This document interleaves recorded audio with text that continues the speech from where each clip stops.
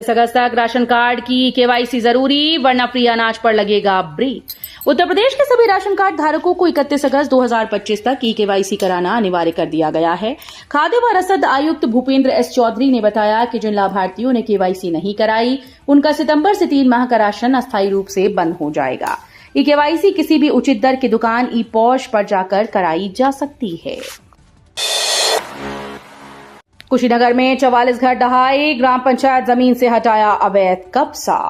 कुशीनगर के तमकुहीराज तहसील की ग्राम पंचायत महुअवा बुजुर्ग में शुक्रवार को अवैध कब्जों पर बड़ी कार्रवाई हुई। एसडीएम आकांक्षा मिश्रा के नेतृत्व में 3 बुलडोजर की मदद से 44 घरों को जमींदोज कर दिया गया। इलाहाबाद हाईकोर्ट के आदेश पर की गई इस कार्रवाई में 74 घरों को नोटिस जारी किए गए थे। इनमें से 16 परिवारों को 2 सितंबर तक का समय दिया गया है, जबकि 4 भूमिहीन परिवारों को कुछ और दिन की मोहलत दी जाएगी। योगी सरकार का बड़ा तोहफा। उत्तर प्रदेश की योगी सरकार ने बड़ा फैसला लिया। अब तक महिलाओं को मिलने वाली स्टैंप शुल्क में छूट का लाभ पूर्व सैनिकों और दिव्यांगजनों को भी मिलेगा। मुख्यमंत्री योगी आदित्यनाथ ने रेंट एग्रीमेंट पर लगने वाले शुल्क में छूट देने के निर्देश भी जारी किए। इसके साथ ही संपत्तियों की रजिस्ट्री में फर्जीवाड़ा रोकने के लिए आधार प्रमाणीकरण अनिवार्य किया जाएगा।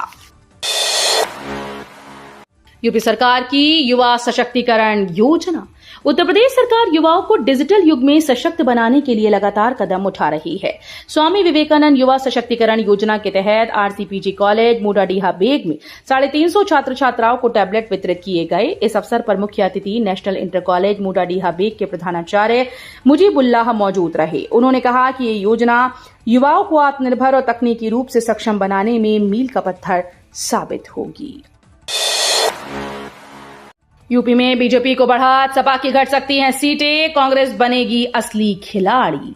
इंडिया टुडे सी वोटर के मूड ऑफ द नेशन सर्वे में यूपी की सियासत का बदला हुआ समीकरण सामने आया। सर्वे के मुताबिक अगर आज लोकसभा चुनाव हों तो एनडीए को 38 और इंडिया गठबंधन को 42 सीटें मिल सकती हैं। इनमें सपा की सीटें घटने और कांग्रेस की बढ़ने का अनुमान है। 2024 में सपा और कांग्रेस ने मिलकर 43 सीटें जीती थीं, जिनमें सपा 37 सीटों पर सबसे बड़ी पार्टी रही थी। यूपी पंचायत चुनाव से पहले गांव में सरगर्मी तेज, ग्राम प्रधानों पर बढ़ी शिकायतें। यूपी पंचायत चुनाव की तारीखें भले अभी तय न हुई हों, लेकिन गांव में राजनीतिक सरगर्मियां तेज हो गईं। इस बीच ग्राम प्रधान के खिलाफ शिकायतों का सिलसिला भी बढ़ गया। लखीमपुर में पहले जहां महीने में 1-2 शिकायतें आती थीं, वहीं अब ये संख्या बढ़कर 10 तक पहुंच गई। ग्रामीण शपथ पत्र के माध्यम से प्रधानों पर विकास कार्यों में मनमानी और भ्रष्टाचार के आरोप लगाकर जांच की मांग कर रहे हैं। कानपुर में ग्राम सेवक रोजगार संघ का तहसील घेराव, एग्रीटाइप डिजिटल क्रॉप सर्वे का विरोध। कानपुर में शुक्रवार को ग्राम सेवक रोजगार संघ ने एग्रीटाइप डिजिटल क्रॉप सर्वे के विरोध में तहसील का घेराव किया।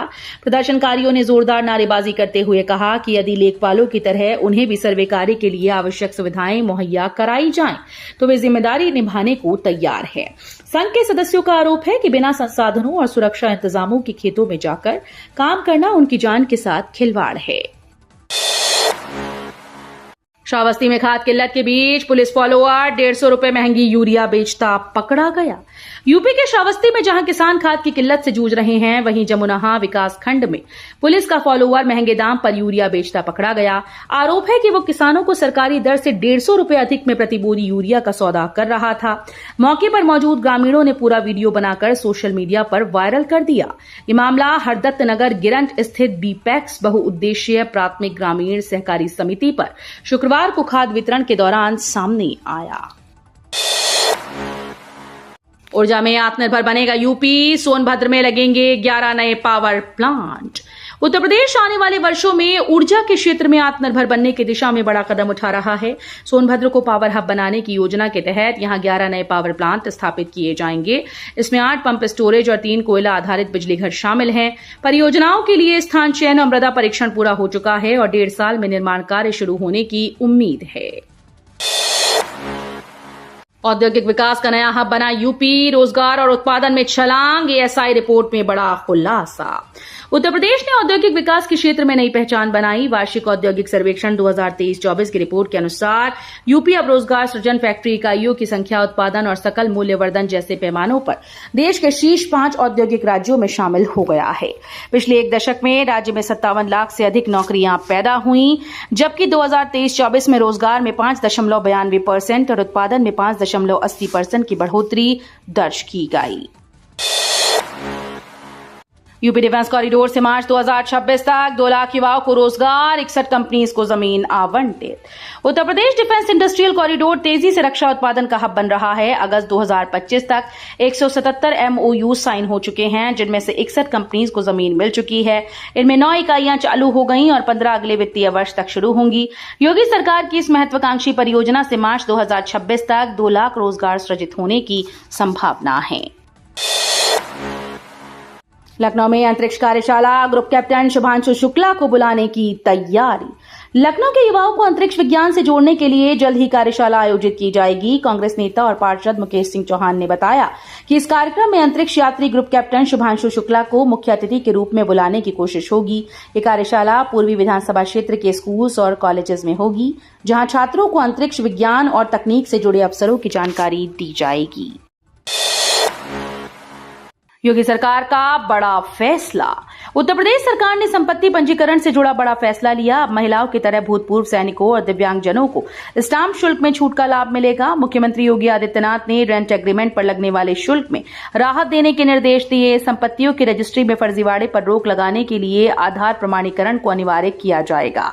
इसके साथ ही विकास प्राधिकरण से जुड़ी संपत्तियों की रजिस्ट्री के लिए सिंगल विंडो सिस्टम के तहत ई पंजीकरण की सुविधा शुरू होगी। योगी की चेतावनी, यूपी में अब डेमोग्राफी चेंज की साजिश नहीं होगी कामयाब।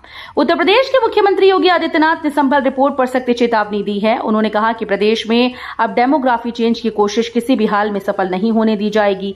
योगी ने साफ कहा कि यदि कोई जनसंख्या संतुलन बिगाड़ने या माहौल बदलने का प्रयास करेगा तो उसे प्रदेश छोड़कर पलायन करना पड़ेगा।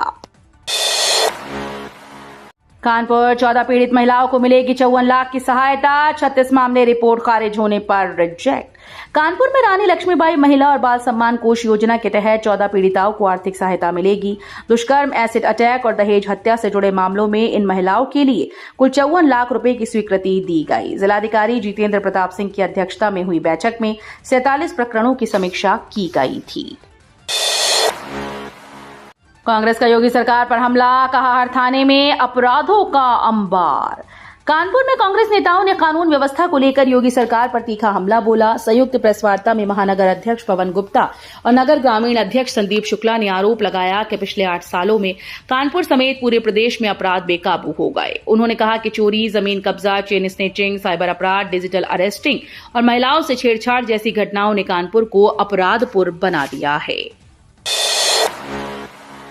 सीएम योगी बोले, हर खिलाड़ी समाज का हीरो, पदक विजेताओं को किया सम्मानित। मुख्यमंत्री योगी आदित्यनाथ ने खेल दिवस के अवसर पर पद्मश्री मोहम्मद शाहिद स्टेडियम में राष्ट्रीय पदक विजेताओं को सम्मानित किया गया।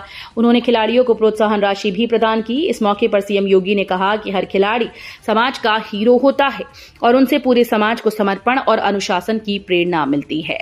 योगी ने जोर दिया कि हर नागरिक को एक खिलाड़ी की तरह राष्ट्र के प्रति समर्पण भाव से कार्य करना चाहिए। उन्होंने खिलाड़ियों के प्रयासों को लक्ष्य प्राप्ति और जीवन में समन्वय बनाए रखने का बेहतरीन उदाहरण बताया। निपल यादव पर अभद्र टिप्पणी मामले में कोर्ट सख्त, बीटा 2 थाने को 0 FIR दर्ज करने का आदेश।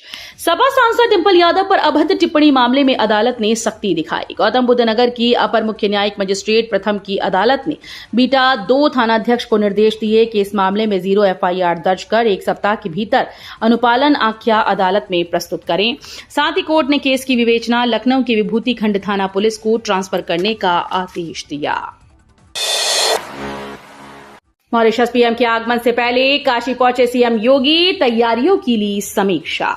वाराणसी में मॉरिशस के प्रधानमंत्री डॉक्टर नवीन चंद्र राम गुलाम के आगामी दौरे की तैयारियों का जायजा लेने मुख्यमंत्री योगी आदित्यनाथ शुक्रवार को काशी पहुंचे। 2 दिवसीय प्रवास के दौरान सीएम ने सर्किट हाउस सभागार में विभागीय कार्यों की समीक्षा की और अधिकारियों को समयबद्ध तरीके से सभी कार्य पूर्ण करने के निर्देश दिए। उन्होंने सुरक्षा व्यवस्था, स्वागत समारोह और दर्शन पूजन से जुड़ी व्यवस्थाओं पर भी विस्तार से चर्चा की। मॉरिशस पीएम का ये पहला वाराणसी दौरा होगा। वे 10-11 सितंबर को बाबा विश्वनाथ, बाबा काल भैरव के दर्शन करेंगे और सारनाथ भी जाएंगे। कुशीनगर समेत कई जिलों के लिए तोहफा, छितौनी तमकुही रेल परियोजना को मंजूरी। उत्तर प्रदेश के लोगों के लिए राहत की खबर है। लंबे समय से अटके छितौनी तमकुही रेल परियोजना को आखिरकार मंजूरी मिल गई। करीब 67 किलोमीटर लंबी इस रेल लाइन के निर्माण से न केवल क्षेत्रीय कनेक्टिविटी मजबूत होगी, बल्कि पर्यटन और व्यापार को भी नई गति मिलेगी। कुशीनगर जिले में वर्षों से लंबित ये परियोजना अब हकीकत बनने जा रही है। कानपुर को मिली नई रफ्तार, 16 किलोमीटर मेट्रो सेवा शुरू, कॉरिडोर 2 में टनल निर्माण तेज। कानपुर वासियों के लिए खुशखबरी है। शहर में मेट्रो सेवा अब नई रफ्तार पकड़ चुकी है। कॉरिडोर 1 में आईआईटी कानपुर से कानपुर सेंट्रल रेलवे स्टेशन तक 16 किलोमीटर लंबी मेट्रो सेवा शुरू हो गई, जिसमें यात्रियों को तेज और आरामदायक सफर मिल रहा है। वहीं कॉरिडोर 2 में भी काम तेजी से आगे बढ़ रहा है। रावतपुर से काकादेव स्टेशन तक लगभग 780 मीटर लंबी डाउन लाइन टनल का निर्माण टनल बोरिंग मशीन गोमती से पूरा कर लिया गया है। नोएडा में 39 नए भूमाफिया की लिस्ट तैयार, अगले हफ्ते होगा बड़ा फैसला। नोएडा प्राधिकरण क्षेत्र में अवैध इमारतें खड़ी कर लोगों को ठगने वालों पर अब बड़ा एक्शन होने वाला है। प्रशासन ने 39 आरोपियों को भूमाफिया घोषित करने की तैयारी पूर्ण कर ली। जिलाधिकारी ने इसके लिए अगले सप्ताह एंटी भूमाफिया टास्क फोर्स की बैठक बुलाई, जिसमें इस लिस्ट पर अंतिम मुहर लगाई जाएगी। लखनऊ को मिला बड़ा तोहफा, 98 करोड़ की लागत से सड़कों को बनाया जाएगा स्मार्ट। लखनऊ के गोमती नगर और चिन्हट क्षेत्र की सड़कों को अब स्मार्ट स्वरूप में विकसित किया जाएगा। 98 करोड़ रुपए की लागत से बनने वाली इन परियोजनाओं का शिलान्यास गोमती नगर विस्तार सेक्टर 4 स्थित OHT परिसर में किया गया। इस अवसर पर वित्त और संसदीय कार्य मंत्री सुरेश कुमार खन्ना, महापौर सुषमा खरकवाल और बख्शी का तालाब से विधायक योगेश शुक्ला मौजूद रहे।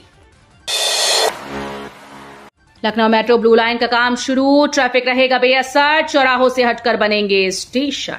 लखनऊ में मेट्रो के ईस्ट वेस्ट कॉरिडोर यानी ब्लू लाइन का निर्माण जल्द शुरू होने जा रहा है। ये कॉरिडोर चारबाग से वसंत कुंज तक बनेगा और लगभग 10 लाख लोगों को सीधा फायदा पहुंचाएगा। यूपीएमआरसी ने टेंडर की प्रक्रिया शुरू कर दी और ग्राउंड वर्क पहले ही पूरा कर लिया गया। खास बात यह है कि घनी आबादी और ट्रैफिक को ध्यान में रखते हुए मेट्रो स्टेशन प्रमुख चौराहों से हटकर बनाए जाएंगे, जिससे निर्माण के दौरान यातायात प्रभावित नहीं होगा। हापुड़ के ब्रजघाट पर गंगा में नाव पलटी, अस्थि विसर्जन करने पहुंचे 6 श्रद्धालु सुरक्षित। उत्तर प्रदेश के हापुड़ जिले में शुक्रवार को बड़ा हादसा टल गया। ब्रजघाट पर गंगा की तेज धारा में श्रद्धालुओं से भरी एक नाव अचानक से पलट गई। हरियाणा के झज्जर जिले के थाना जांडली निवासी 6 लोग अपने परिजन की अस्थियां विसर्जित करने गंगा आए थे। नाव पलटते ही वहां अफरा तफरी मच गई और लोगों में हाहाकार मच गया। हालांकि गनीमत रही कि नाविकों और गोताखोरों ने तुरंत पहुंचकर सभी श्रद्धालुओं को सुरक्षित बाहर निकाल लिया।